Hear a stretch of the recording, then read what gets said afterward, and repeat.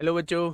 नमस्कार। कैसे हैं आप सब लोग? उम्मीद करता हूँ कि आप सब लोग अच्छे होंगे, बेहतरीन होंगे, लाजवाब होंगे, एकदम बिंदास होंगे और साथ ही बहुत अच्छे से आप लोग अपनी पढ़ाई को कर रहे होंगे। एक बार सभी मेरे प्यारे दोस्त बताएंगे कैसे हैं आप सब लोग, कैसी चल रही है आप लोगों की पढ़ाई, कैसी चल रही है आप लोगों की पढ़ाई। Good morning, good morning, good morning. सभी को मेरा प्यार भरा नमस्कार, सभी को राधे राधे, सभी को दोस्त जय हिंद।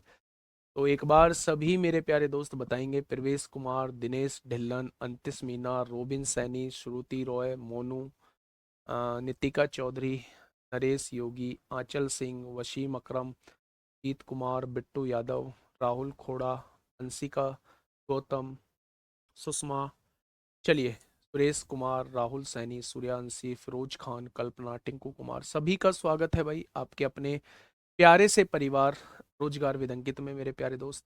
ठीक है। अब बहुत दिन के बाद हम लोग मिल रहे हैं। होली का त्योहार था और होली के त्योहार को बहुत धूमधाम से आप लोगों ने मनाया होगा और अब उसी एनर्जी, उसी उत्साह के साथ जो है वो आज क्लास से जुड़ रहे होंगे। प्यारे दोस्त, हम लोगों का जो टॉपिक चल रहा है वो रेशो एंड प्रपोर्शन चल रहा है और रेशो एंड प्रपोर्शन मेरे प्यारे भाई आज हम लोगों का पूरी तरीके से खत्म हो जाएगा। ठीक है। परेशान नहीं होना है, दिक्कत नहीं लेनी है। कल से एक नए चैप्टर की शुरुआत करेंगे और वो एक नया चैप्टर बिल्कुल ऐसा होगा जो मतलब आप लोगों को इतना टाइम भी नहीं लेगा और मतलब प्रॉपर एक ही टाइप के 3 क्वेश्चंस को हम लोग करेंगे। बाकी क्वेश्चंस को जो है वो मेरे प्यारे दोस्त मैं आप लोगों को वर्कशीट में प्रोवाइड कर रहा हूँ। बाकी को आप थोड़ा सा देखेंगे, साथ के साथ प्रैक्टिस करते हुए चलेंगे तो बहुत शानदार तरीके से जो है वो हम लोग आगे बढ़ रहे होंगे। ठीक है। शुरुआत करते हैं आज के पहले क्वेश्चन की। तो पहला क्वेश्चन आप लोगों के सामने है। फटाफट मुझे बताइए क्या होगा इस क्वेश्चन का बिल्कुल सही जवाब। जो चीज आपके सामने लेके आया हूं वो पढ़नी पड़ेगी। ये डिसाइड आप नहीं करेंगे कि क्वेश्चन कैसे पूछे जाते हैं या क्वेश्चन कैसे नहीं पूछे जाते हैं, ये आप लोग डिसाइड नहीं करेंगे। बाकी जिन लोगों को बोलना है वो कुछ भी बोलते रहें, सिलेक्शन सबका नहीं होता है। सिलेक्शन उन्हीं लोगों का होता है जो मेहनत करते हैं। ठीक है। बताइए क्या होगा इसका बिल्कुल सही जवाब। क्या कहना चाह रहा है क्वेश्चन मेरे भाई? ए और बी के आय का अनुपात जो है वो 5:7 है। लास्ट क्लास में भी मैंने आप लोगों को रेशो के क्वेश्चन कराए थे जहां इनकम, एक्सपेंडिचर और सेविंग के क्वेश्चन थे मेरे भाई। ए और बी के आय का अनुपात कितना दिया हुआ है, इनकम का रेशो जो है वो 5:7 आप लोगों को दिया हुआ है। ध्यान से समझना मेरे भाई, ए और बी के इनकम का रेशो जो है वो 5:7 आप लोगों को दिया हुआ है। ठीक है। ए और बी क्रम से 4,000 रुपए और 5,000 रुपए की बचत करते हैं। सेविंग कितनी दे रखी है? ए की सेविंग दे रखी है 4,000 रुपए और बी की सेविंग कितनी दे रखी है? 5,000 रुपए। मैंने आप लोगों को बताया था क्रॉस मेथड कि क्रॉस मेथड कब लगता है, एक बार रिकॉल करिए। एक्सपेंडिचर की बात करूं तो एक्सपेंडिचर कितना दे रखा है? ए का खर्च जो है वो बी के खर्च के 66 सही 2/3% के बराबर है। जब तक मैं परसेंटेज आप लोगों को नहीं पढ़ाता तब तक आप लोग याद रखेंगे 66 सही 2/3% की फ्रैक्शन जो होती है वो 2/3 होती है। फ्रैक्शन जो होती है वो 2/3 होती है। परसेंटेज को फ्रैक्शन में बदलते कैसे हैं? नीचे 100 लगा के। लेकिन वो सारी चीजें जो है वो मैं आपको परसेंटेज में बताऊंगा जो कि हम लोगों का नेक्स्ट टॉपिक है। अगर मैं भी आपसे कहूं 66 सही 2/3% के बराबर है, ए का खर्चा बी के खर्चे के 66 सही 2/3% के बराबर है, इसका मतलब है यानी अगर बी का खर्चा 3 रुपए है तो ए का खर्चा कितना हो जाएगा? 2 रुपए हो जाएगा। ऐसा क्वेश्चन ने बोला हुआ। जितनी बात मैंने अभी आपके सामने बोर्ड पे लिखी है वो सारी बातें क्वेश्चन ने बोली हुई है। उसने कहा है इनकम का रेशो 5:7 है। ए 4,000 रुपए बचाता है, बी 5,000 रुपए बचाता है। ए का एक्सपेंडिचर जो है वो बी के एक्सपेंडिचर का 66 सही 2/3% है। यानी बी अगर 3 रुपए खर्च करता है तो ए जो है वो 2 रुपए खर्च करता है। आप लोगों को मैंने बताया होगा, क्रॉस मेथड लगाना बताया होगा। जब एक रेशो दिया हो, कुछ जोड़ने और घटाने के बाद फिर से रेशो आप लोगों को दिया हो तो वहां आप क्रॉस मेथड लगा सकते हैं। आपने देखा 4 तिया 12,000 हो जाएगा। बहुत बढ़िया।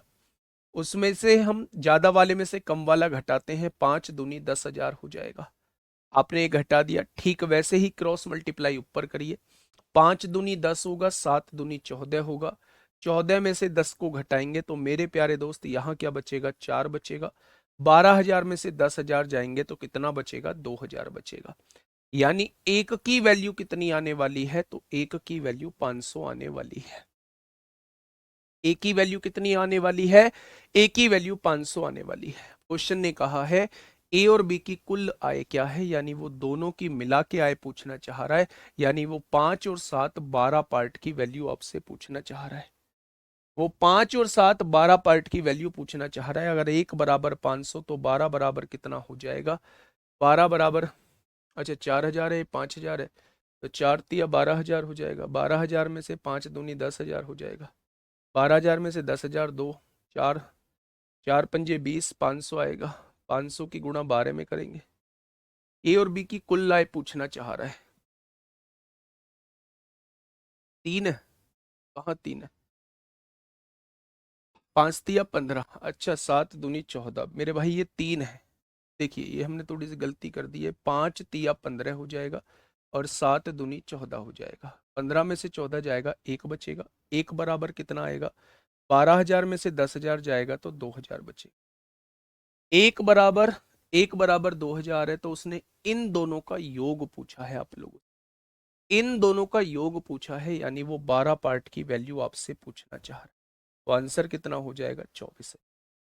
ऐसे क्वेश्चंस मैंने आप लोगों को लास्ट क्लास में मेरे भाई कराए थे, जहां हम क्रॉस मेथड लगाना सीख रहे थे, जहां हमें इनकम का रेशो देता था, सेविंग वो हमसे बताता था, एक्सपेंडिचर मेरे प्यारे दोस्त का रेशो देता था, और हमसे कुछ पूछता था, या तो दोनों का डिफरेंस पूछता था, या दोनों का इंडिविजुअल पूछता था, या मेरे भाई दोनों का समेशन आप लोगों से पूछता। ठीक है, आगे बढ़ जाए मेरे भाई। ये क्वेश्चन मैंने बहुत कराए हुए थे। नेक्स्ट क्वेश्चन पे आइए, बहुत बढ़िया क्वेश्चन है। Question number 121। क्वेश्चन नंबर 121 आपके सामने है। बताइए क्या होगा इस क्वेश्चन का बिल्कुल सही जवाब। कोइंस वाले क्वेश्चंस में प्रॉब्लम आ रही है तो थोड़ा सा मेरे भाई, थोड़ा सा एक बार फिर से करो, है ना, नहीं आएगी। आइएगा, डायमंड वाले क्वेश्चन आगे हैं। देखिए, ए की आय बी की आय की 2/3 है। आपने लिख दिया दोनों को, ए और बी लिख दिया, इनकी इनकम का रेशो लिख दिया। ए की इनकम जो है वो बी की इनकम की 2/3 है, यानी बी की इनकम अगर 3 है तो ए की इनकम कितनी हो जाएगी, 2/3 है, यानी ए की इनकम 2 हो जाएगी। ठीक है, यानी कि दोनों की इनकम का रेशो 2-3 दिया हुआ है। ठीक है, ए का खर्च बी के खर्च का 3/4 है। खर्चे की बात करते हैं, ए का खर्चा जो है वो बी के खर्चे का 3/4 है। जिसके का बोला है, अगर मैं बी का खर्चा मानूं तो 4 हो जाएगा, ए का खर्चा क्या हो जाएगा, 3 हो जाएगा। आपने कहा जी बात बिल्कुल ठीक है। अब इस कंडीशन को मेरे भाई पढ़ना, यदि बी की आय का 1/3, बी की आय कहां है, ये है, इसका 1/3 जो है ए के खर्च के बराबर है, यानी इसके बराबर है, तो वो कहना चाह रहा है ए की बचत का बी की बचत से अनुपात क्या होगा, वो आपसे ये पूछना चाह रहा है। जब भी मेरे प्यारे दोस्त, जब भी मेरे प्यारे दोस्त आप लोगों को दो चीजों का रेशो दिया हुआ हो, इनकम और एक्सपेंडिचर का रेशो आप लोगों को दिया हो, और आप में से एक कंडीशन दी गई हो कि इसका इतना उसके उतने के बराबर है, या उसका उतना इसके इतने के बराबर है, ऐसी कोई कंडीशन आप लोगों को दी गई हो, और आप लोगों से सेविंग की रेशियो या सेविंग का डिफरेंस आपसे पूछा हो, कुछ भी पूछा हो, तो ऐसे क्वेश्चन में करते क्या है मेरे भाई, मेरी बात सुनो। पहली बात तो, रोज क्लास में आके मैं सीना चीर के अपना दिखाऊंगा नहीं कि ये लाइव क्लास है। मेरे पास कोई सबूत नहीं होता लाइव क्लास दिखाने का। ठीक है, जिसको जैसा समझना है वैसा आप लोग समझ दो। लाइव नहीं है सर ये क्लास, ये कल क्लास रिकॉर्डिंग की हुई है। बेटा कल की क्लास नहीं है, कल मैं यूपी पुलिस के बच्चों के साथ जो था वो बिजी था। ठीक है मेरे भाई, तो थोड़ा सा दिमाग ज्यादा मत लगाया करो। इतना दिमाग अगर पढ़ाने पे लगा लोगे ना, पढ़ने पे लगा लोगे, तो चीजें बहुत ऊपर चली जाएंगी। ठीक है भाई। इसके बाद आप लाइव क्लास बोलो, आप रिकॉर्डेड क्लास बोलो, आपके एंड पे छोड़ता हूं। मैं भाई साहब रोज ये बात आके प्रूव करूंगा नहीं। ठीक है, आ जाओ। इनकम का रेशो दिया हुआ है दोनों की 2/3 और एक्सपेंडिचर का रेशो दिया है 3/4। अलग से सेविंग के बारे में नहीं बोला हुआ है, इसलिए क्रॉस मेथड नहीं लगाएंगे। क्रॉस मेथड नहीं लगाएंगे क्योंकि इसने सेविंग दी हुई नहीं है। फिर कैसे करें मेरे प्यारे दोस्त? यहां आप ना वेरिएबल मानिए, इसकी इनकम 2A मान लीजिए, इसकी इनकम 3A मान लीजिए। क्या मेरे भाई दोनों का, या एक काम करिए, ए और बी तो ऊपर दिए हुए हैं, एक्स और वाई मान लीजिए। इसकी इनकम एक्स मानिए और इसका एक्सपेंडिचर वाई मानिए। क्या रेशो में कोई परिवर्तन हुआ? इन दोनों का रेशो निकालोगे अब भी 2/3 आएगा, इन दोनों का रेशो निकालोगे अब भी 3/4 आएगा, वाई से वाई कट जाएगा। रेशो में, हाँ, रेशो में मेरे प्यारे दोस्त हमने कोई परिवर्तन नहीं किया। अब देखो, जैसे क्वेश्चन कह रहा है ना, बस वैसे कर दो। जैसे क्वेश्चन कह रहा है बस वैसे कर दो मेरे भाई। कैसे? बी की आय का 1/3, बी की आय कितनी है? 3x है मेरे भाई। इसका 1/3, आपने इसका 1/3 निकाला, बहुत बढ़िया। ए के खर्च के बराबर है, ए का खर्च कितना है? 3y के बराबर है। ए के खर्च के बराबर है यानी 3y के बराबर है, ऐसा क्वेश्चन ने बोला है, मैंने अपनी तरफ से कुछ नहीं लिखा है। 3 से 3 कट जाएगा। यहां से अगर ये x की बात करूं तो ये गुणा में है, इधर आके भाग में हो जाएगा। या y अपॉन एक्स की वैल्यू 1/3 आ चुकी है मेरे भाई। y की जगह 1 रख दो, x की जगह 3।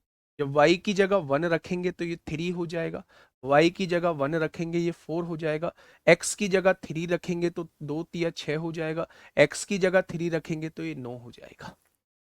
हो जाएगा बच्चे? तो आप कहेंगे जी बिल्कुल यही हो जाएगा मेरे भाई। सेविंग का रेशो अब आप लोगों को बताना है कि सेविंग का रेशो क्या हो जाएगा। तो मेरे भाई अगर इनकम में से खर्चे को घटा दोगे, कमाए हुए में से खर्चे को घटा दोगे तो बचत आ जाएगी। कमाए हुए में से खर्चे को घटा दोगे तो बचत आ जाएगी। और दोनों के बचतों का अनुपात क्या हो जाएगा? तो आप कहेंगे 3:5 हो जाएगा। दोनों की बचतों का अनुपात क्या हो जाएगा? तो आप कहेंगे 3:5 हो जाएगा। मेरी बात समझ में आई? नहीं समझ में आई है दोबारा समझो मेरे भाई। क्वेश्चन ने कहा है ए की इनकम बी की इनकम की 2/3 दी हुई है, यानी बी अगर 3 रुपए कमाता है तो ए जो है वो 2 रुपए कमाता होगा। बी 3 रुपए कमाता है तो ए 2 रुपए कमाता होगा। ए के खर्च बी के खर्च का 3/4 है। बी अगर 4 रुपए खर्चा करता है तो ए 3 रुपए खर्चा करता है। क्योंकि इस क्वेश्चन में सेविंग के बारे में कुछ नहीं कहा गया है, कुछ नहीं कहा गया है, इसलिए प्यारे दोस्त हम लोग यहां क्रॉस मेथड नहीं लगा सकते। हम लोग क्या करेंगे, इसके पूरे के साथ x मान लीजिए, इसकी इनकम 2x मान लीजिए, इसकी 3x हो जाएगी, इसका खर्चा 3y मान लीजिए, इसका खर्चा 4y हो जाएगा। अब क्वेश्चन ने कहा क्या है, बी की आय का 1/3, बी की आय है 3x, इसका 1/3 निकाल दीजिए। ए के खर्चे के बराबर है, ए का खर्चा है 3y, उसे 3y के बराबर लिख दीजिए। यहां से रेशो निकालेंगे, y x का 1/3 आएगा। y की जगह 1 रख दीजिए, x की जगह 3 रख दीजिए। ये इनकम आ चुकी है। इनकम में से इसका खर्चा घटा दोगे, इसकी बचत आ जाएगी। इनकम में से इसका खर्चा घटा दोगे, इसकी बचत आ जाएगी। यानी आंसर जो है वो 3/5 आ जाएगा। ठीक है, ऐसा ही एक और क्वेश्चन मैं आपको कराता हूं। फटाफट मुझे इसका बताइए। डीपी कांस्टेबल में पूछा गया है 2023 में। ये डीपी कांस्टेबल 2023 में आपसे पूछा गया है। फटाफट मुझे बताइए मेरे भाई। देखिए, आराम से पढ़ेंगे मेरे साथ। ए बी और सी की आय का अनुपात जो है वो 3:5:4 दिया हुआ है। जहां क्रॉस मेथड नहीं लगता उस टाइप के क्वेश्चंस को हम लोग कैसे करते हैं, मैं उनकी बात आप लोगों को बता रहा हूं। ए बी और सी की इनकम का रेशो जो है वो 3:5:4 दिया हुआ है। ठीक है, यदि ए की आय 3 गुना कर दी जाए, बहुत बढ़िया, ए की आय 3 गुना कर दी जाए, इसमें 3 की गुणा कर दी जाए मेरे भाई, इसमें 3 की गुणा कर दी जाए। सी की आय 2 गुनी कर दी जाए, सी की आय जो है वो 2 गुनी कर दी जाए, इसमें 2 की गुणा कर दी जाए मेरे प्यारे दोस्त। और बी की आय को समान रखा जाए, बी की आय को मेरे भाई समान रखा जाए, तो वो आपसे पूछना चाह रहा है उनकी नई आय का अनुपात क्या होगा। तो क्या सभी बच्चे बता पाएंगे? उनकी नई आय का अनुपात जो होगा वो 958 हो जाएगा। सिंपल सा सवाल यहां से डीपी कांस्टेबल 2023 में आपसे पूछा गया था। 2023 में मेरे प्यारे दोस्त आप लोगों से पूछा गया है। ठीक है, आगे बढ़ जाए। बहुत बढ़िया। हम लोगों ने अभी जो क्वेश्चंस किए वो इनकम, एक्सपेंडिचर और सेविंग वाले क्वेश्चंस किए, जहां पे आपको इनकम का रेशो दिया जाता था, एक्सपेंडिचर का रेशो दिया जाता था।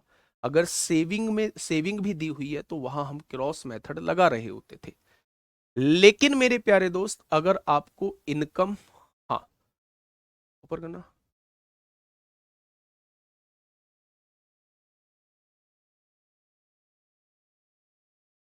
अबे यार, मतलब ऐसे क्वेश्चंस को देख के बड़ा, ऐसे कमेंट्स को देख के ना बड़ा मन सा खराब होता है सच में। अगर किसी बैच में मेरा मन करता है, किसी बैच में मतलब अ, बेमन के अगर क्लास में आता हूँ तो वो इस बैच में बेमन के क्लास के में आता हूँ। कारण क्या है? आप लोगों के मतलब उल्टे सीधे कमेंट्स देख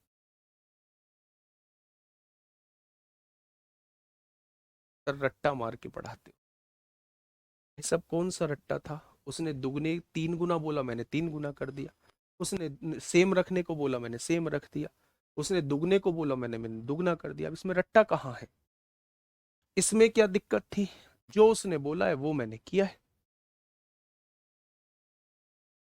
मेरे भाई नौकरी आज के टाइम में सच में बहुत मुश्किल। ये डराने का काम नहीं है, ये डराने का काम नहीं है, सच्चाई बताने का काम है। 60,000 लोगों के सिलेक्शन हुए हैं यूपी पुलिस। लेकिन आप एक तरफ ये भी देखो कि 40 लाख लोग बाहर भी निकले। आप ये भी देखो, है ना, बहुत बहुत कम से बाहर निकले हैं। दिल्ली पुलिस में सिलेक्शन होगा 5,000 लोगों का कांस्टेबल में, और उसके बदले में 40-45 लाख लोग बाहर भी निकले। आ जाओ, बात को समझिए बच्चे, क्या कहना चाह रहे हैं कुछ। अब ये मिसलेनियस क्वेश्चन आपके सामने है, और मिसलेनियस क्वेश्चन में मैंने हर टाइप के क्वेश्चन को रखा है। प्यार से पढ़ना। जो सिक्के वाले क्वेश्चंस उसमें नहीं हुए थे प्यारे दोस्त और वो पूछे गए हैं, वो सिक्के वाले क्वेश्चन मैंने आपके सामने लेके आया। ठीक है, ध्यान से सुनना मेरे भाई। हाँ, जो 45, 46, 47 क्वेश्चन नहीं कराए थे वो आज करा दूंगा। अब आराम से सुनिएगा।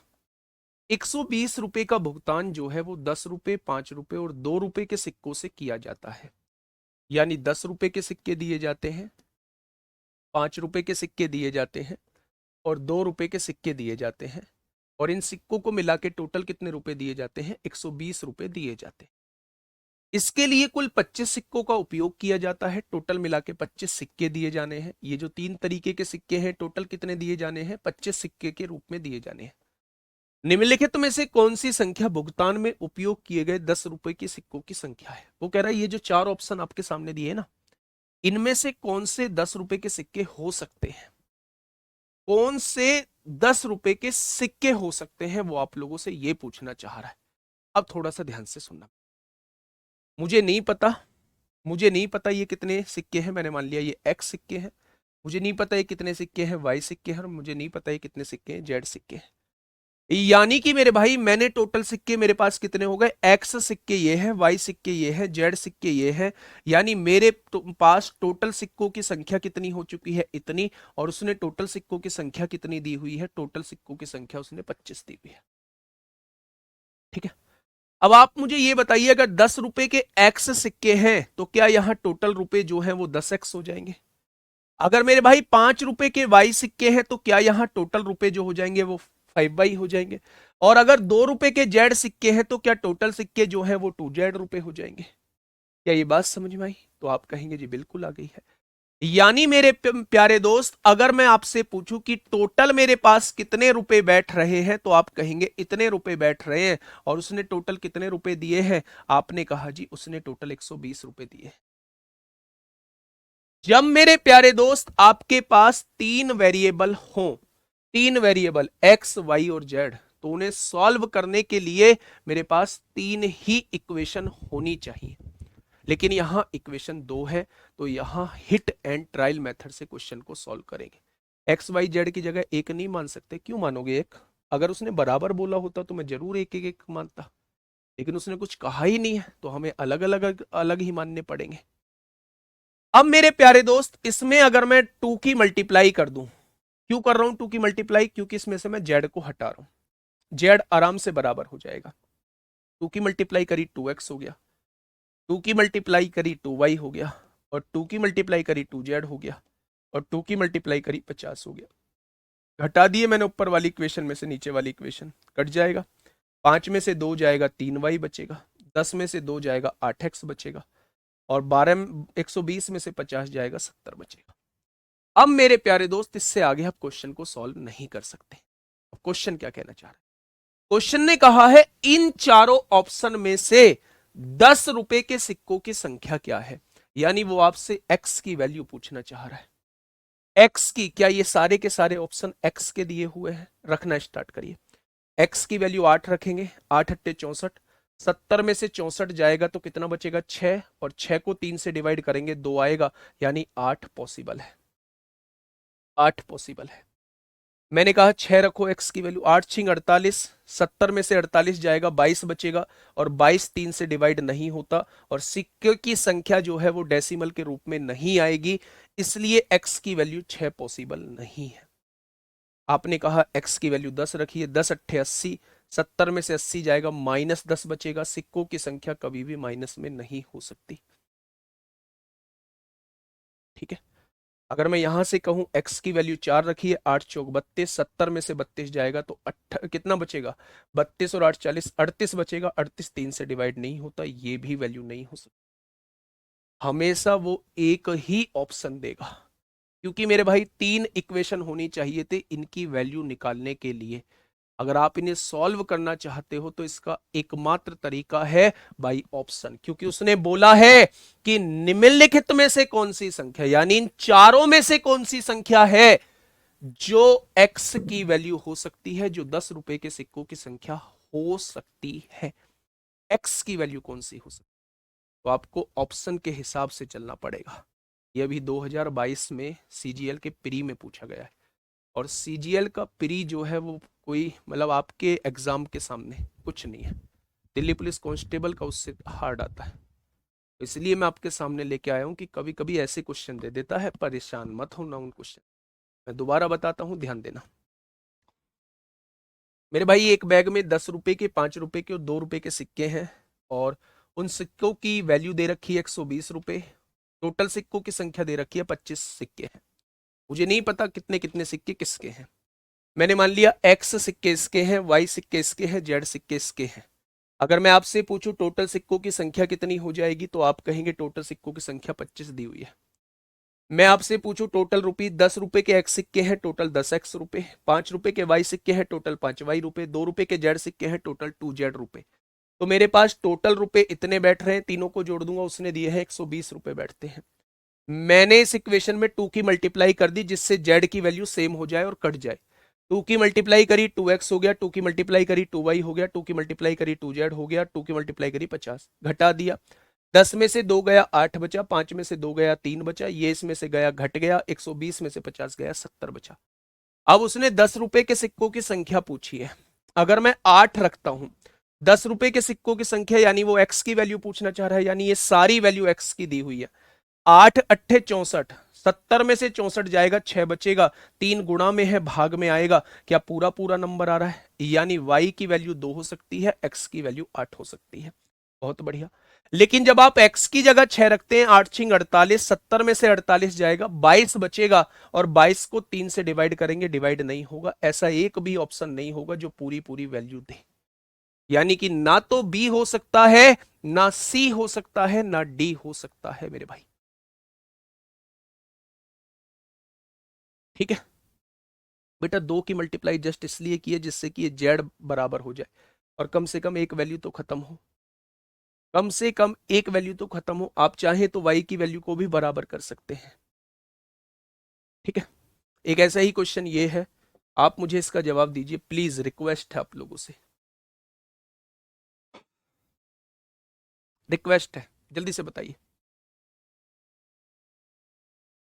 देखिए क्वेश्चन क्या कहना चाह रहा है, एक बैग में 5 रुपए और 1 रुपए मूल्य वर्ग के कुल 180 सिक्के हैं, यानी दो तरीके के सिक्के हैं, एक 5 रुपए के सिक्के हैं और एक 1 रुपए के सिक्के दिए हुए हैं। टोटल सिक्कों की संख्या दी हुई है, 180 सिक्के दिए हुए हैं। बैग में 5 रुपए के सिक्कों की संख्या ज्ञात कीजिए यदि सिक्कों का कुल मूल्य 500 रुपए है। मुझे नहीं पता मेरे भाई, मैंने मान लिया ये एक्स सिक्के हैं, ये वाई सिक्के हैं, ठीक है। अगर मैं आपसे पूछूं टोटल सिक्कों की संख्या, तो आप कहेंगे जी दोनों को जोड़ दो, टोटल सिक्कों की संख्या x प्लस वाई आएगी। और उसने कितनी दी है? उसने 180 आप लोगों को दी है। मैंने आपसे पूछा मेरे भाई, अगर टोटल मूल्य की बात करूं तो एक सिक्का 5 रुपए का है तो x सिक्के 5x रुपए के हो जाएंगे। एक सिक्का 1 रुपए का है तो y सिक्के y रुपए के हो जाएंगे। टोटल रुपए की अगर मैं बात करता हूं, टोटल रुपए की अगर मैं बात करता हूं तो टोटल रुपए मेरे पास इतने बैठ रहे हैं। उसने कितने दिए हैं? टोटल रुपए उसने 500 दिए, ठीक है। अगर ये दो इक्वेशन है और दो ही वेरिएबल हैं तो आपको वेरीफाई करने की जरूरत नहीं है, अब ये सॉल्व हो सकता है, आपको ऑप्शन से चेक करने की जरूरत नहीं है मेरे भाई। अब देखिए ध्यान से मेरे प्यारे दोस्त, y दोनों जगह सेम है, नीचे वाली इक्वेशन में से ऊपर वाली को घटा दीजिए। 5x में से x जाएगा 4x बचेगा, y में से y जाएगा 0 बचेगा, 500 में से 180 जाएगा तो 320 बचेगा। क्या आप कह सकते हैं कि x की वैल्यू जो है वो 80 आ चुकी है? यानी 5 रुपए के सिक्कों की संख्या जो है वो 80 है और उसने 5 रुपए के सिक्कों की संख्या ही पूछी है। क्या ऑप्शन नंबर सी बता देंगे? क्या ऑप्शन नंबर सी बता देंगे मेरे भाई? बहुत बढ़िया, ऑप्शन नंबर सी क्या हो जाएगा इस क्वेश्चन का साथी? बिल्कुल सही जवाब हो जाएगा, ठीक है। दोनों क्वेश्चन जो थे, दोनों क्वेश्चन जो थे वो बहुत बढ़िया क्वेश्चन थे, बहुत मजेदार क्वेश्चन थे मेरे भाई, ठीक है। हेल्पलाइन नंबर मैं लिख देता हूं, कोई भी डाउट, कोई भी समस्या, किसी की शिकायत करनी हो इस नंबर पे कॉल कर लें, है ना। ये रहा हेल्पलाइन नंबर, ठीक है भाई। चलिए अगले क्वेश्चन की तरफ चलते हैं। अब होता है मेरे भाई व्युत्क्रमानुपाती क्या होते हैं और अनुक्रमानुपाती क्या होते हैं। सर अगर y की वैल्यू पूछे, जब हाँ y की वैल्यू पूछे तो कोई से भी इक्वेशन में रख दो। x की वैल्यू 80 आई है, y की वैल्यू 100 आ जाएगी। 80 प्लस है, इधर आके माइनस, 180 में से 80 जाएगा तो y की वैल्यू 100 आ जाएगी। अगर टोटल रुपए की वैल्यू पूछे तो वो 500 दी हुई है आप लोगों को, क्या ही दिक्कत है मेरे भाई, ठीक है। आगे बढ़ जाए, बहुत बढ़िया। मिल्क वाटर वाले क्वेश्चंस जो हैं वो मैं आप लोगों को मिक्सचर एंड डेलीगेशन में कराऊंगा। मैं आप लोगों से ये कहने की, ये बताना चाह रहा था मेरे भाई कि दो चीजें होती हैं, एक होती है अनुक्रमानुपाती, दो चीजें होती हैं, एक होती है अनुक्रमानुपाती जिसे कहा जाता है डायरेक्टली प्रोपोर्शनल, डायरेक्टली प्रोपोर्शनल, और एक होता है व्युत्क्रमानुपाती, व्युत्क्रमानुपाती जिसे कहा जाता है इनवर्सली प्रोपोर्शनल। क्या कहा जाता है? जिसे कहा जाता है इनवर्सली प्रोपोर्शनल। अब ध्यान से सुनना मेरे भाई, मैं क्या कहने की कोशिश कर रहा हूं, एक होता है डायरेक्टली प्रोपोर्शनल और एक होता है इनवर्सली प्रोपोर्शनल। मैं ये कहने की कोशिश कर रहा हूं कि जिसका सेम इफेक्ट हो, जिसका सेम इफेक्ट हो उसे अनुक्रमानुपाती कहा जाता है। यानी मेरे प्यारे दोस्त, अगर मैं आप लोगों से ये कहता हूं, अगर मैं आप लोगों से ये कहता हूं कि जितनी ज्यादा आप चाल बढ़ाएंगे उतनी ही दूरी बढ़ती चली जाएगी अगर टाइम कांस्टेंट है तो। भाई टाइम मैंने एग्जांपल के साथ समझो, मुझे 1 घंटे तक जो है वो बाइक चलानी है। अगर मैं 30 किलोमीटर प्रति घंटे की गति से जाऊंगा तो 30 किलोमीटर की दूरी तय करूंगा। अगर मैं 40 की गति से जाऊंगा तो 40 किलोमीटर की दूरी तय करूंगा। अगर मैं 70 की गति से जाऊंगा तो 70 किलोमीटर की दूरी तय करूंगा। यानी मेरे प्यारे दोस्त, जैसे जैसे जो है स्पीड बढ़ेगी वैसे वैसे ही डिस्टेंस बढ़ेगी। यानी एक चीज में जो परिवर्तन आता है उसी की वजह से दूसरे में भी वही परिवर्तन आए तो उसे मेरे भाई डायरेक्टली प्रोपोर्शनल कहा जाता है। डायरेक्टली प्रोपोर्शनल कहा जाता है जब सेम चेंज जाते हैं। अगर एक चीज बढ़ी तो दूसरी भी बढ़ती है और एक चीज घटी तो दूसरी भी घटती है। और जब उल्टा परिवर्तन आए, जैसे अगर मैंने स्पीड को बढ़ाया तो एक दूरी को तय करने में समय कम लगेगा। आप जानते हैं मुझे यहां से दिल्ली जाना है, अगर मैं तेज जाऊंगा तो समय कम लगेगा, और अगर मैं धीमा जाऊंगा तो समय ज्यादा लगेगा। यानी अगर स्पीड को बढ़ाता हूं तो टाइम कम लगता है, और स्पीड को घटाता हूं तो टाइम ज्यादा लगता है। तो जब स्पीड को बढ़ा रहे थे तो टाइम कम हो रहा था, और स्पीड को कम कर रहे हैं तो टाइम बढ़ रहा है, यानी दोनों में उल्टा रिलेशन है। तो स्पीड और टाइम को हम लोग क्या कहेंगे? स्पीड और टाइम को हम लोग व्युत्क्रमानुपाती कहेंगे। तो आप लिख सकते हैं अनुक्रमाती मतलब सीधा अनुपात। एक चीज के बढ़ने से दूसरी भी बढ़ती है, एक चीज के घटने से दूसरी भी घटती है, यानी सेम इफेक्ट आता है, उसे डायरेक्टली प्रोपोर्शनल कहा जाता है। ठीक है, और अगर उल्टा इफेक्ट आता है तो उसे इनवर्सली प्रोपोर्शनल कहा जाता है। एक चीज बढ़ी तो दूसरी घटेगी, और एक चीज घटी तो दूसरी बढ़ेगी। बात क्लियर हुई? लेकिन भाई साहब इसका रोल क्या है, इसके क्वेश्चंस कैसे पूछे जाते हैं, उन क्वेश्चंस पे हम लोग बात करते हैं। उसने कहा x जो है वो y के अनुक्रमानुपाती है, यानी कि सीधा रिलेशन है। जब सीधा रिलेशन होता है तो आमने सामने चीजें लिखी जाती हैं।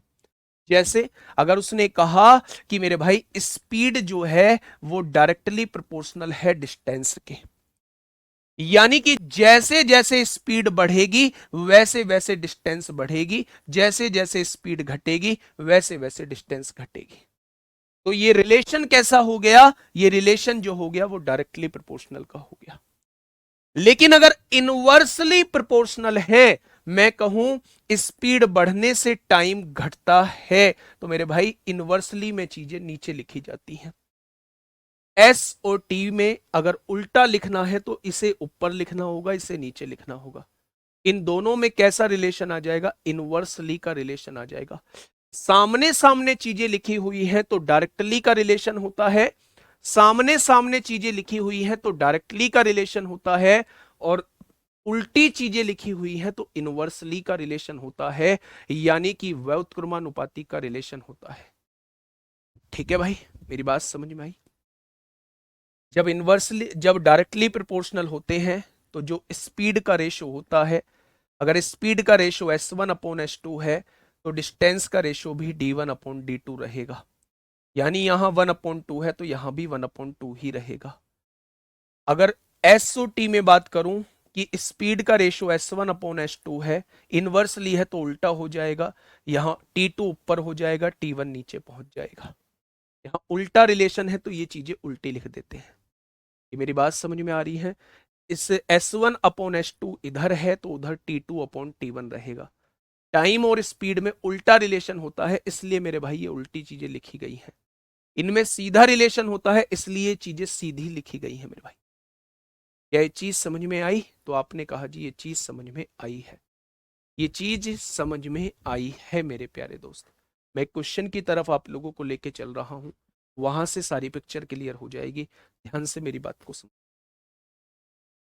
इस क्वेश्चन का आंसर मुझे आपकी तरफ से नहीं चाहिए बिल्कुल भी। आप पेन को साइड में रख दीजिए, ऐसे हाथ डाल के बैठ जाइए, इस क्वेश्चन को ध्यान से समझना। इससे आगे दो क्वेश्चन इसी के जैसे हैं, उन्हें आप लोग करके दिखाना मुझे। ठीक है, ध्यान से समझिए। यदि x जो है वो y के व्युत्क्रमानुपाती है, x y के व्युत्क्रमानुपाती है, यानी दोनों में कैसा रिलेशन है? उल्टा रिलेशन है। तो क्या आप कह सकते हैं अगर उल्टा रिलेशन है तो x1/x2 जो रहेगा वो y2/y1 के बराबर रहेगा। इनवर्सली प्रोपोर्शनल का ये फंडा होता है मेरे भाई, अगर यहां x1/x2 है तो दूसरी साइड y2/y1 रहेगा। जो पहले वैल्यू दी होती है वो 1 की होती है, जो बाद में वैल्यू दी होती है वो 2 की होती है। अब आना, इसने कहा है पहले वैल्यू y की आई तो ये y1 की वैल्यू है, ये पहले x की वैल्यू आई ये x1 की वैल्यू है, ये बाद में x की आई ये x2 की वैल्यू है, ये बाद में y की पूछ रहा है तो y2 की वैल्यू आपसे पूछी गई है। अब वैल्यूज यहां पुट कर दो। x1 की वैल्यू आपने क्या रखी है? 2 रखी है। x2 की वैल्यू क्या है? 3 रखी है। y2 की वैल्यू आपसे पूछी गई है और y1 की वैल्यू कितनी है 6 रखी है। क्रॉस मल्टीप्लाई करिए, 6 दूनी 12 हो जाएगा। 3 की गुणा y2 में करेंगे y2 आ जाएगा मेरे भाई। 3 से काटेंगे 4 बार कटेगा, यानी दूसरे y की वैल्यू पूछी गई थी वो कितनी निकल के आ जाएगी, वो 4 निकल के आ जाएगी। वो 4 निकल के आ जाएगी। वाह, कमाल कर दिया सभी बच्चों ने। कितनी निकल के आ जाएगी, 4 निकल के आ जाएगी।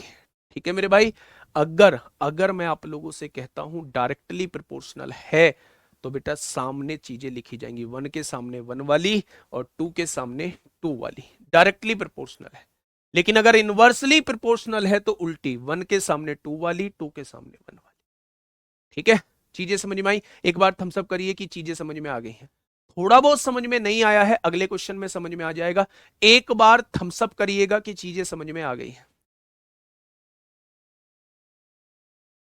बढ़े आगे, चलिए एक और क्वेश्चन आपके सामने है मेरे भाई। ये रहा अगला क्वेश्चन। बस जैसे क्वेश्चन कह रहा है ना वैसे क्वेश्चन को कर देना। क्वेश्चन आपको बताएगा कि आपको करना क्या है, रटना नहीं है चीजों को। क्वेश्चन खुद बोलेगा आपसे कि आपको भाई साहब करना क्या है। देखिए थोड़ा सा ध्यान से समझिएगा। एम जो है एन स्क्वायर प्लस 3 का व्युत्क्रमानुपाती है। उल्टा रिलेशन है क्या? उल्टा रिलेशन है? आपने कहा जी हाँ जी। यानी अगर मैं इधर m1 अपॉन m2 लिखता हूं तो दूसरी साइड जो है मुझे n2 वाला ऊपर लिखना पड़ेगा। इसके व्युत्क्रमानुपाती है, इसे लिख लीजिए बेटा, ऐसे ही लिख लीजिए। एन स्क्वायर प्लस 3 को यहां भी लिख दीजिए और एन स्क्वायर प्लस 3 को यहां भी लिख दीजिए। लिख दिया आपने। अगर व्युत्क्रमानुपाती है तो 1 के सामने n2 ऊपर आएगा, 2 के सामने 1 ऊपर। क्या ऐसे ही लिखेंगे बच्चे? क्या ऐसे ही लिखेंगे आप लोग मेरे दोस्त?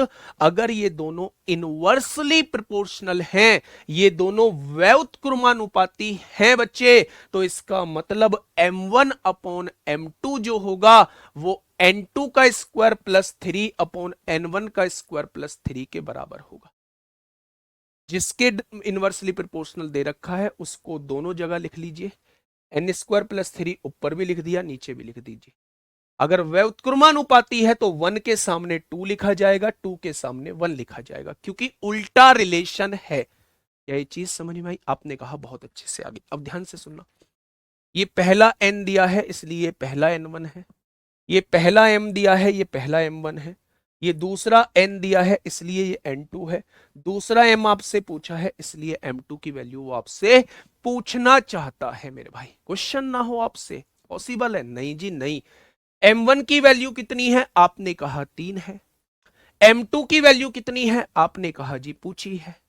अच्छा, n2 का स्क्वायर, प्यारे दोस्त n2 का स्क्वायर दिया हुआ है 69 है। n2 का स्क्वायर यानी कंप्लीट की वैल्यू 69 दी हुई है। n1 का स्क्वायर, n1 का स्क्वायर नहीं दिया हुआ जी, खाली n1 की वैल्यू 3 है। अगर इसकी खाली n1 की वैल्यू 3 है तो इसका स्क्वायर 9 हो जाएगा। क्या इस बात में कोई दिक्कत? तो आपने कहा जी कोई दिक्कत नहीं है। यहां आइए ना, 69 और 3 72 हो जाएंगे, 9 और 3 12 हो जाएंगे, 12 छिंग 72 हो जाएगा। क्या कोई समस्या? आपने कहा कोई समस्या नहीं।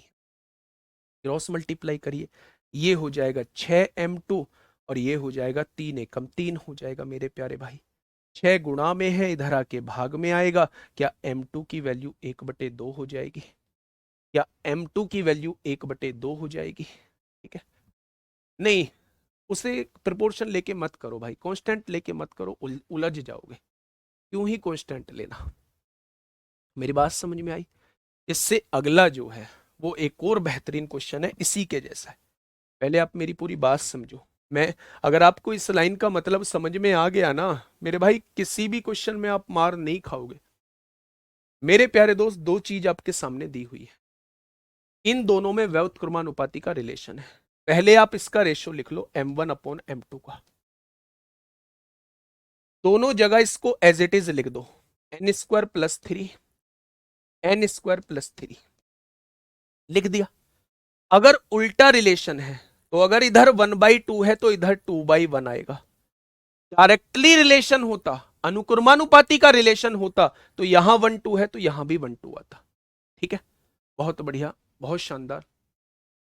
अब देखना मेरे भाई, n2 का स्क्वायर, ये पूरा स्क्वायर आपको 69 दिया है, 69 प्लस 3 72 हो गया। n1 का स्क्वायर, n1 की खाली n1 की वैल्यू 3 दी है तो स्क्वायर करेंगे 9 हो जाएगा, 9 और 3 12 हो जाएगा। हो गया, पहला m1 3 दिया हुआ है, दूसरा m2 पूछा है, यहां से आंसर 1/2 आ जाएगा।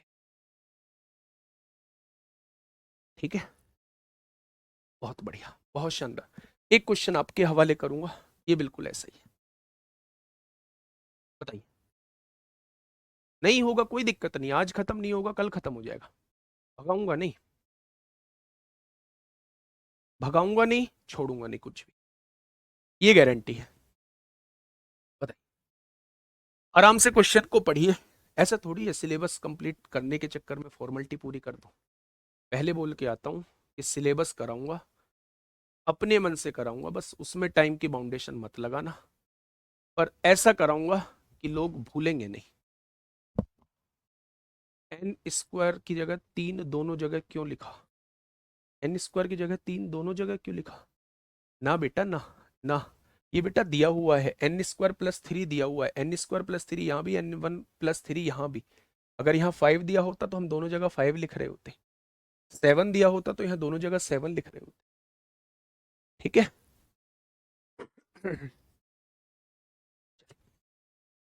इस क्वेश्चन पे आइए, इस क्वेश्चन पे आइए बच्चे, देखिए, एक्स वाई के घन के अनुक्रमानुपाती है, यहां से यहां तक की बात पढ़िए। एक्स जो है वो वाई के घन के, वाई का घन क्या होगा, वाई का घन क्या होगा, वाई का घन मेरे प्यारे दोस्त ये रहने वाला है, रहने वाला है क्या? उसने कहा है एक्स जो है वो वाई के घन के अनुक्रमानुपाती है, यानी अगर मैं आपसे पूछूं x1 और x2 का रेशो पूछूं, तो अगर अनुक्रमानुपाती है तो डायरेक्टली आपके सामने y1 का घन अपॉन y2 का घन आ जाएगा। आ जाएगा क्या? क्या ये अनुक्रमानुपाती दिया हुआ है?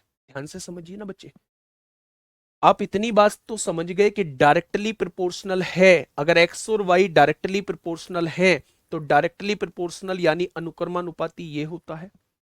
उसने कहा है घन के अनुक्रमानुपाती है, घन यानी क्यूब, क्यूब करना पड़ेगा, यानी y1 का क्यूब y2 का क्यूब करना पड़ेगा, बोला है भाई उसने। यानी कि x1 अपॉन x2 जो है वो y1 के क्यूब अपॉन y2 के क्यूब के डायरेक्टली प्रोपोर्शनल, ये मैंने लिख दिया है। आगे बेटा 69 का स्क्वायर इसलिए नहीं किया क्योंकि उसने स्क्वायर की वैल्यू दी हुई थी, उसने, अगर वो खाली n2 की वैल्यू देता तो मैं इसका स्क्वायर करता, उसने स्क्वायर की वैल्यू दी हुई है और मुझे स्क्वायर की ही वैल्यू चाहिए तो डायरेक्ट मैंने 69 लिख दिया। ठीक है, आइए मेरे भाई, यहां तक की चीजें मैं आपके सामने लिख चुका हूं। x1 अपॉन x2 y1 के क्यूब अपॉन y2 के क्यूब के बराबर है, x y के घन के अनुक्रमानुपाती है यानी डायरेक्टली प्रोपोर्शनल है, डायरेक्टली प्रोपोर्शनल है। ठीक है, आगे बढ़ते हैं मेरे भाई, और जेड के वर्ग के व्युत्क्रमानुपाती है, यही एक्स ना, यही एक्स जेड के वर्ग के व्युत्क्रमानुपाती है, जेड का वर्ग, जेड के वर्ग के व्युत्क्रमानुपाती है। अगर व्युत्क्रमानुपाती है, यहां 1 है तो यहां 2 आएगा, यहां 2 है तो यहां 1 आएगा। क्या वो क्वेश्चन कुछ इस तरीके से बोलना चाह रहा है? क्वेश्चन बहुत जानदार है भाई साहब, क्वेश्चन बहुत जानदार है। टारगेट 15, 25, 20 और 10 का है मेरे प्यारे दोस्त। लास्ट क्लास भी हो सकती है, सेकंड लास्ट क्लास भी हो सकती है, इसलिए क्वेश्चंस थोड़े से अच्छे रखने पड़ेंगे मुझे।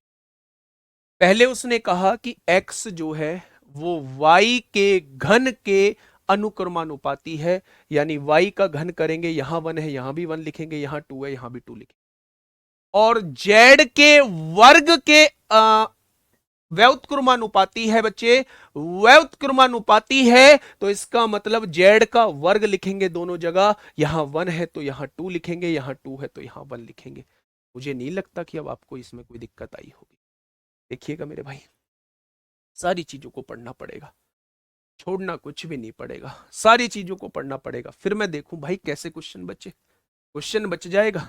देखो, यदि पहला y है, y1 दिया हुआ है, पहला z है, z1 दिया हुआ है, पहला x है, x1 दिया हुआ है, दूसरा y है, y2 दिया हुआ है, दूसरा z है, z2 दिया हुआ है, दूसरा x पूछा है, दूसरा x2 की वैल्यू वो आपसे पूछना चाह रहा है।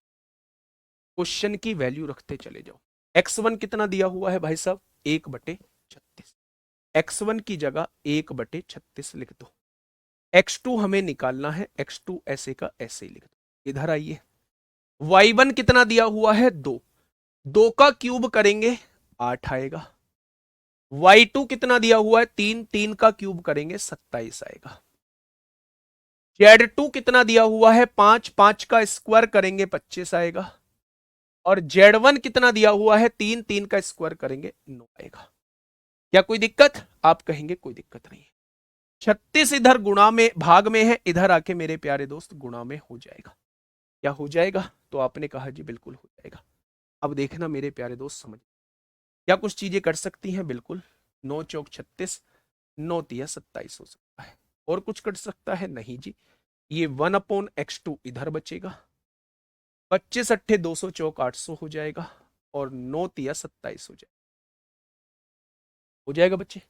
अगर मैं इसको उल्टा करता हूं तो x2 की वैल्यू क्या हो जाएगी? ये भी उल्टा हो जाएगा, 27/800। क्या x2 की वैल्यू आप लोग निकाल चुके हैं? आपने कहा जी बिल्कुल निकाल चुके। क्वेश्चन ने कहा है 800 x2 का मान क्या होगा? 800 x2, x2 की वैल्यू क्या दी हुई है? 27/800। x2 की वैल्यू क्या दी है? 27/800। 800 x2 का मान जो है वो 27 हो जाएगा। 800 x2 का मान जो है वो 27 हो जाएगा मेरे प्यारे दोस्त।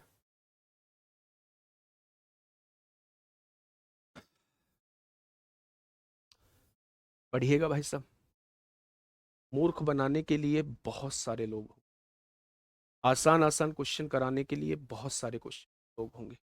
आप उनमें उन्हें बहुत अच्छा भी बताएंगे, लेकिन जहां बात ऐसे क्वेश्चंस की आ जाती है जहां हमें दिमाग लगाना पड़ता है, वहां या तो हम सामने पढ़ाने वाले में,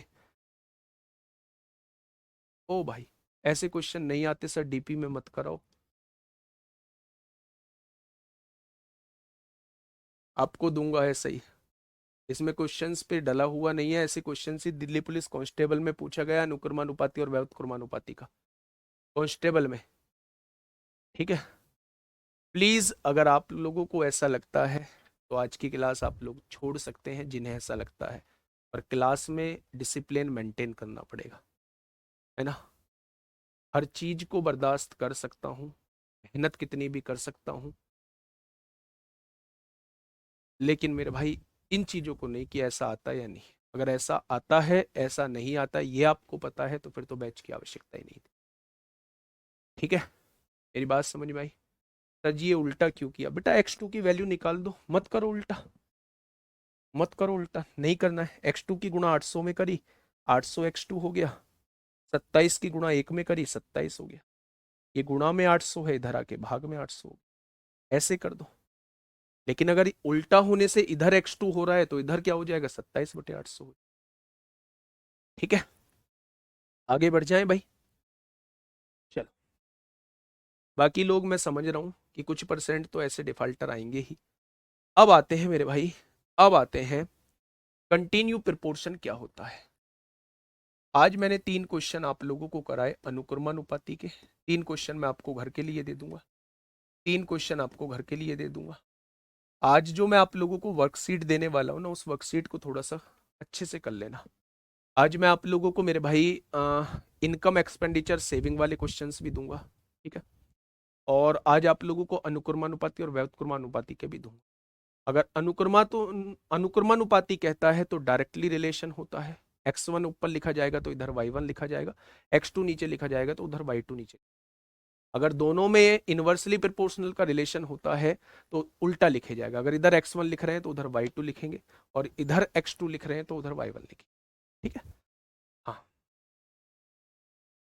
देखिए कंटिन्यू प्रोपोर्शन क्या कहते हैं? कंटिन्यू प्रोपोर्शन क्या होता है? मान लो, मान लो कि ये 3 वैल्यूज दी गई हैं, सतत अनुपात इसे बोला जाता है। क्या बोला जाता है? इसे बोला जाता है भाई सतत अनुपात, इसे बोला जाता है सतत अनुपात, इसे बोला जाता है। मेरी बात को थोड़ा सा ध्यान से समझना। जब भी वैल्यू कंटिन्यू प्रोपोर्शन की आती है तो मैंने आप लोगों को बताया होगा, थोड़ा सा पहले कराया है पर आज उसे डिटेल में करा देता हूं। वो भी क्वेश्चन जो मैंने आपसे कहा था इन्हें मिसलेनियस में कराऊंगा, ठीक है। एबीसी अगर सतत अनुपात में है यानी कंटिन्यू प्रोपोर्शन में है तो पहले दो का जो रेशो होगा वो अगले दो के रेशो के बराबर रहेगा। ये सतत अनुपात होता है। अगर मैं आप लोगों से कहूं 1, 2 और 4, क्या ये सतत अनुपात में है? क्या ये सतत अनुपात में है? ठीक है। 1, 2, 4 क्या सतत अनुपात में है? तो आप कहेंगे जी मैं चेक करूंगा, पहले दो का रेशो निकालूंगा, अगर वही रेशो अगले दो का हो जाता है तो ये किस में कहलाएंगे? ये सतत अनुपात में कहलाएंगे, कंटिन्यू प्रोपोर्शन में कहलाएंगे। यानी कि मेरे प्यारे दोस्त ये कंटिन्यू प्रोपोर्शन में है। आप कहेंगे जी ठीक है ये तो 3 है। हाँ, आप कहेंगे जी ये तो 3 है, अगर बाई चांस 4 वैल्यूज दे दी तो उन्हें कैसे चेक करेंगे? बिल्कुल सही बात आपकी।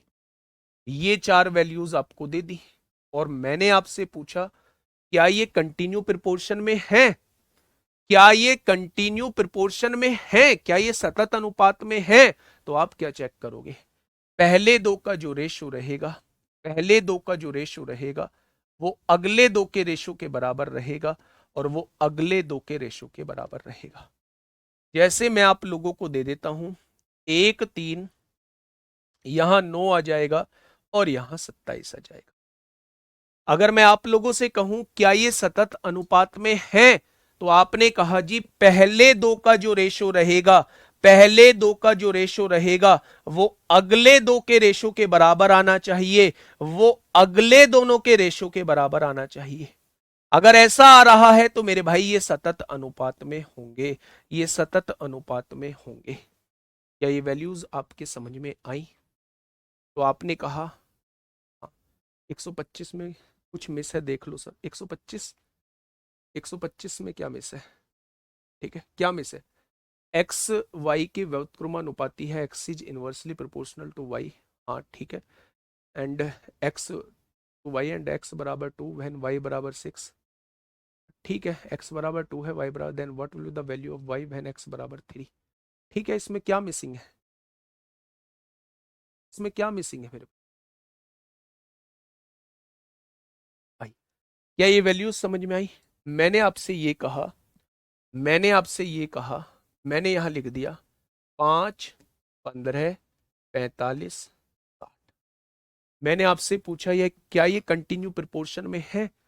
क्या ये सतत अनुपात में है? जल्दी से मुझे बताइए क्या ये सतत अनुपात में है? क्या जल्दी से बताइए क्या ये सतत अनुपात में है? आपने कहा पहले दो का रेशो 1/3 आएगा, अगले दो का रेशो 1/3 आएगा, लेकिन इन दोनों का रेशो 1/3 नहीं आएगा तो ये सतत अनुपात में नहीं है, ये सतत अनुपात में नहीं है। जब भी आपके सामने क्वेश्चन सतत अनुपात का आए प्यारे दोस्त आप ऑप्शन से वैल्यू पुट करके चले जाना, ये इन क्वेश्चंस का करने का सबसे बेस्ट तरीका होता है। जैसे मैंने आपको नंबर सिस्टम में जब वैल्यूज वाले क्वेश्चन कराए थे, 2 अंकीय संख्या वाले क्वेश्चन कराए थे, तब मैंने आप लोगों को बताया था कि ऐसे क्वेश्चंस को हमेशा आप लोगों को बाई ऑप्शन सॉल्व करना है। पूरी दुनिया उन्हें बाई ऑप्शन सॉल्व करती है और अगर आप मेथड की तरफ जा रहे हैं तो आप गलत कर रहे हैं, आप अपने भार का रास्ता स्वयं चुन रहे हैं। ठीक है, चलिए पहला क्वेश्चन समझिए। ये वो क्वेश्चन है जो मैंने मिसलेनियस के लिए कह के, जो बच्चा अभी कह रहा था जी 46, 47, 48 भी आपने छोड़वा दिए, तो ये वही क्वेश्चन है मेरे प्यारे दोस्त, ये वही क्वेश्चन है जो प्यारे दोस्त हम लोग जब छोड़ के चले। क्वेश्चन ने कहा है यदि ए बी सी डी निरंतर अनुपात में है, कंटिन्यूड प्रोपोर्शन में है मेरे भाई, कंटिन्यूड प्रोपोर्शन में है या सतत अनुपात में है। निरंतर अनुपात और सतत अनुपात बात एक ही होता है। तो उसने क्या कहा है बच्चे? हाँ, उसने कहा है M A cube plus N B cube minus R C cube ratio M B cube plus N C cube minus R D cube. जब मेथड से सॉल्व करोगे, के मान के सॉल्व करोगे तो क्वेश्चन हो जाएगा बहुत लेंदी।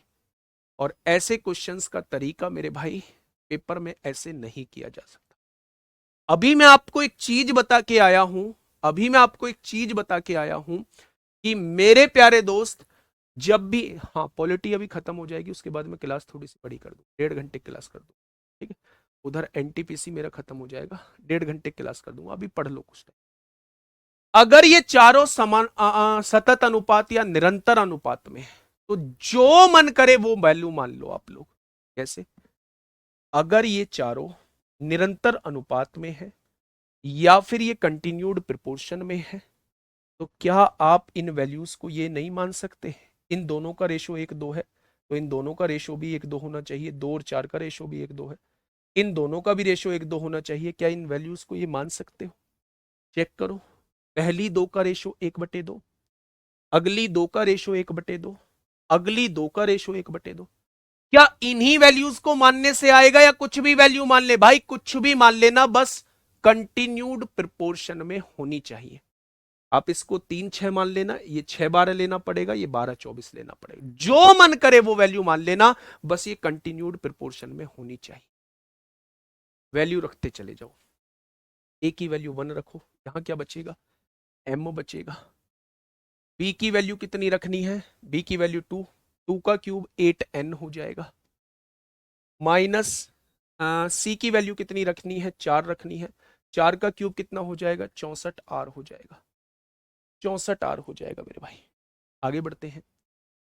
बी की वैल्यू कितनी रखनी है मेरे भाई? बी की वैल्यू 2, 2 का क्यूब कितना होगा? 2 दूनी 4 दूनी 8, 8m हो जाएगा। बहुत बढ़िया।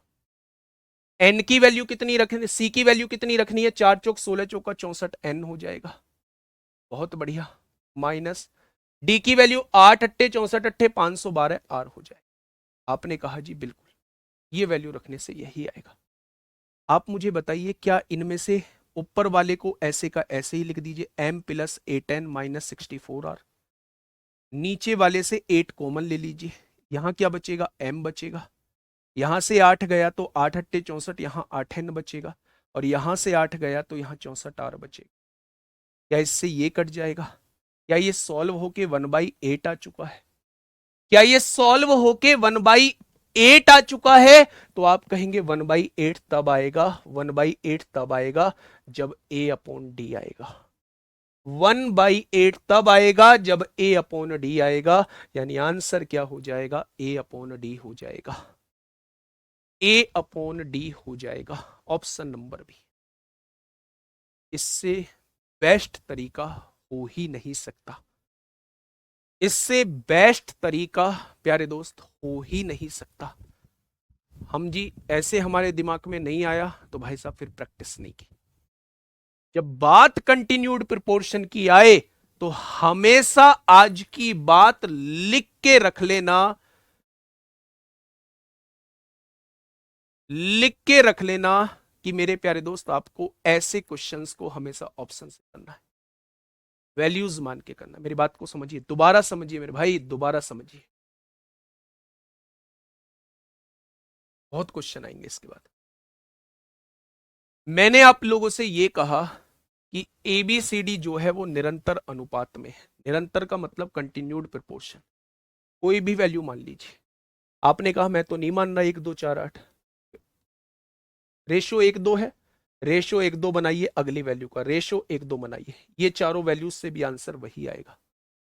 ये चारों वैल्यूज से भी वही आंसर है। जो मन करे वो मान लेना, बस कंटिन्यूड प्रोपोर्शन में होना चाहिए। मैंने इस वैल्यू को 1 मान लिया, इस वैल्यू को 2। पहली 2 का रेशो 1/2 है, अगली 2 का रेशो 1/2 है, अगली 2 का रेशो 1/2 है। ये कंटिन्यूड प्रोपोर्शन में।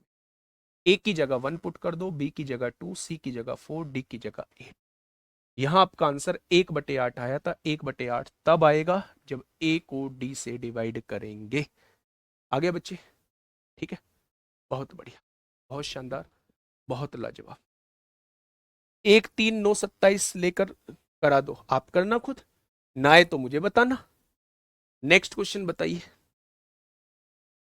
नेक्स्ट क्वेश्चन बताइए। फॉर्मूले पर आधारित क्वेश्चन है, ये फॉर्मूले पर आधारित क्वेश्चन है। वो जो 1% बच्चे हैं ना भाई साहब, वो जो 1% बच्चे हैं, 1% भी मैंने ज्यादा बता दिया है।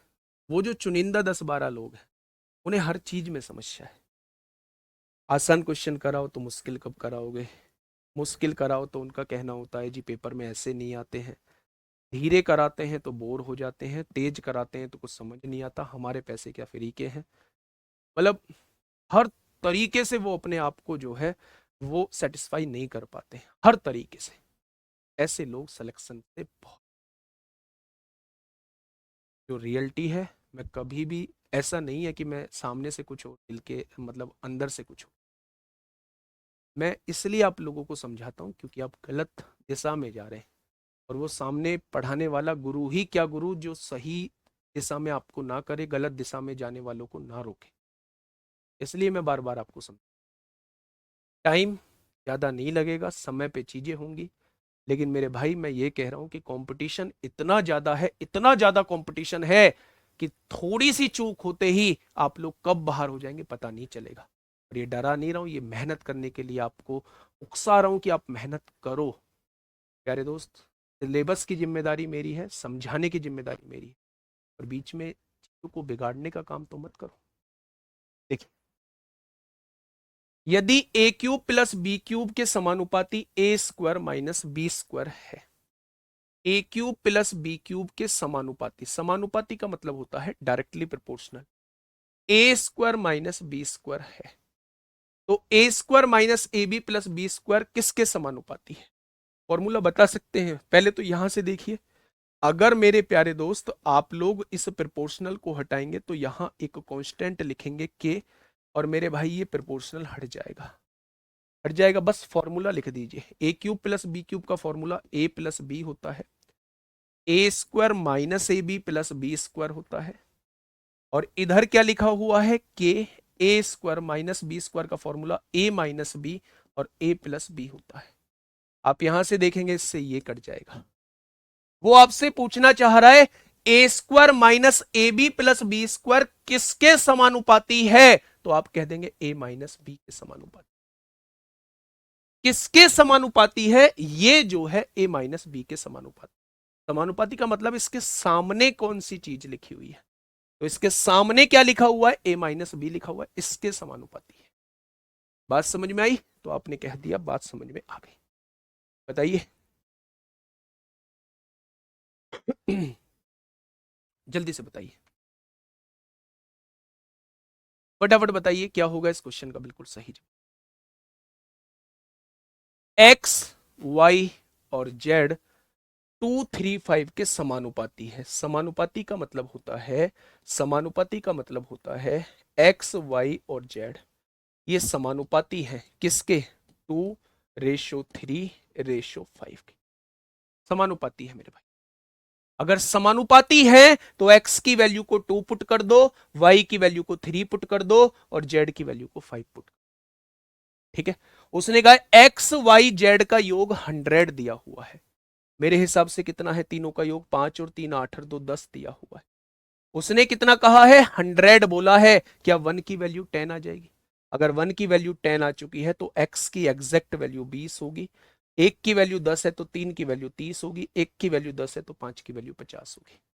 यानी मेरे भाई x की वैल्यू 20 होगी, y की वैल्यू 30 होगी, z की वैल्यू जो है वो 50 होगी। वो पूछ रहा है भैया इस वैल्यू में p की वैल्यू बता दी। y की वैल्यू कितनी आई है? 30 आई है, लिख दीजिए। p की वैल्यू आपको नहीं पता है, x की वैल्यू कितनी आई है? 20 आई है, और -10 दिया हुआ है। -10 है, इधर आके +10 हो जाएगा। 30 और 10 कितना हो जाएगा? 40। 20 गुणा में है, इधर आके भाग में हो जाएगा। क्या p की वैल्यू जो है वो 2 आ जाएगी? तो बस वही आपसे पूछना चाह रहा है कि भाई साहब यहां से वैल्यू निकाल के और उसे यहां पुट कर दीजिए, और वहां फिर p की वैल्यू हमें बता दीजिए कितनी हो, p की वैल्यू फिर हमें बता दीजिए कितनी होगी। ठीक है भाई, आसान क्वेश्चन था, बहुत बढ़िया। नेक्स्ट क्वेश्चन की तरफ चलते हैं। अब ये हीरे वाले क्वेश्चन है, हीरे वाले क्वेश्चन है। दो तरीके के क्वेश्चन अभी यहां आपके बचे हुए हैं। वो दो तरीके के क्वेश्चन कौन से बचे हुए हैं? एक तो हीरे वाले क्वेश्चन आप लोगों के बचे हुए हैं, हीरे वाले क्वेश्चन बचे हुए हैं। एक पृथ्वी पर जल और पानी के क्वेश्चन बचे हुए हैं। 4 क्वेश्चन इसके हैं, 3 क्वेश्चन इसके हैं, 7 क्वेश्चन। और 3 क्वेश्चन जो हैं दूध और पानी के बचे हुए हैं, दूध और पानी के बचे हुए हैं। 10 क्वेश्चन हो गए। और मेरे भाई 5 क्वेश्चन जो हैं वो आप लोगों के मिक्स और बचे। कल आपका परसेंटेज स्टार्ट नहीं होगा, कल और इसे हम लोग खत्म करेंगे आराम से, बहुत शांति से। परसों जो है वो हम लोग परसेंटेज स्टार्ट करेंगे। मेरे भाई इनकी सारी क्लासेस कर लीजिए और फिर मैं चैलेंज कर सकता हूँ कि आप किसी भी बुक के कैसे भी क्वेश्चन कर सकते हैं। आज के लिए इतना ही। मिलेंगे कल एक शानदार क्लास के साथ, तब तक अपना ध्यान रखिए। Okay, tata, bye bye.